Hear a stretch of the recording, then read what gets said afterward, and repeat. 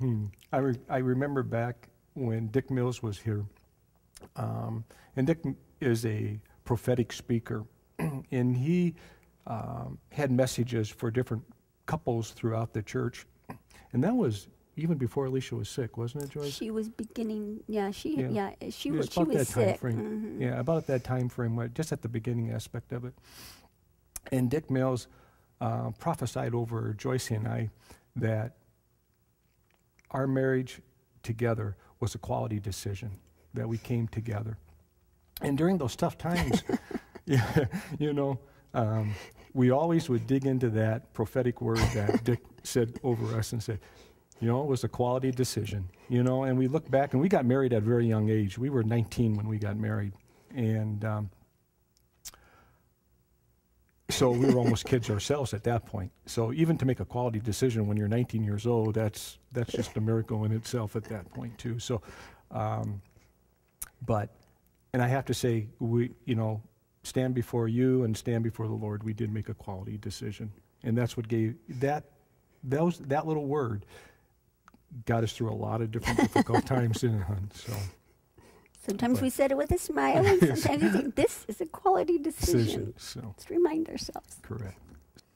As I reflected back when I first was speaking about the percentages of marriages that end up in a divorce aspect of it, when you have a terminally ill child, statistically it's 85 to 90% separation, and because just of the stress level aspect of it. And I have to look back and have to honestly say, Joyce, that I've never had any thoughts of ever leaving you during a situation like that. Because I tell you, most guys will bail out.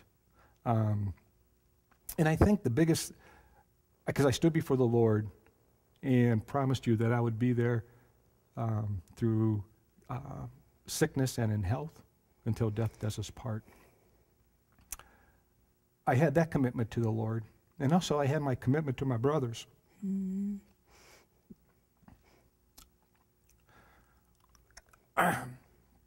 That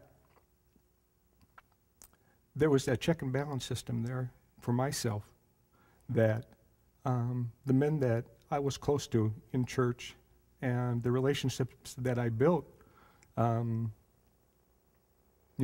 couldn't let those guys down. So, and I couldn't let my little girl down either. So I guess what I'm saying, if you're out there struggling with some different things in life, look to the commitment that you, first of all, gave to the Lord when you stood before Him and your lovely wife and gave that commitment to both of them and said, I will be there through sickness or in health until death does us part.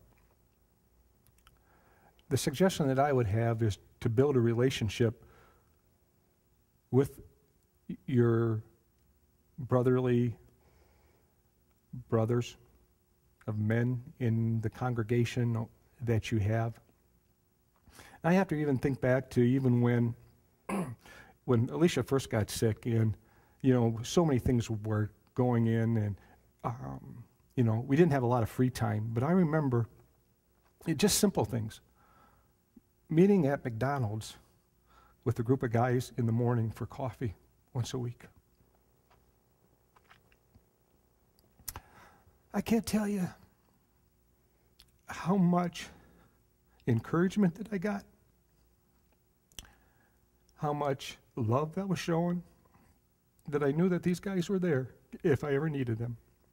And we wouldn't even have to talk about me. It was just, we talked about what was going on in the world. We talked about sports. It was there that I knew that if I ever needed anything, those guys were there. So I guess my suggestion for you guys out there, get involved with a group of guys and build that relationship, because that relationship will also build your relationship at home. So.